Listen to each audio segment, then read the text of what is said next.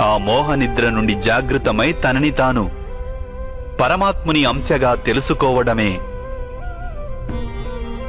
ఆత్మ యొక్క కర్తవ్యం, ఉద్దేశ్యం. అదే జీవన కార్యం. కాని మాధవ, ఒకవేళ ప్రతి ఆత్మ పరమాత్మ అంశ అయితే మరి ఉన్నతి అధోగతి స్వయంగా పరమాత్మే చేస్తున్నాడా? బురదలో పడిన రత్నం ఏ విధంగా ప్రకాశించదో అదే విధంగా ప్రకృతిలోని 24 పదార్థాల నుండి వేరైన ఆత్మ అది ఒక పరమాత్మ అంశే అనే సత్యాన్ని విస్మరిస్తుంది. ఆత్మలు ఎక్కువ శాతం తమ దేహాన్నే సర్వస్వంగా భావిస్తాయి. తాము దేహానికి భిన్నమని అవి తెలుసుకోలేకపోతాయి.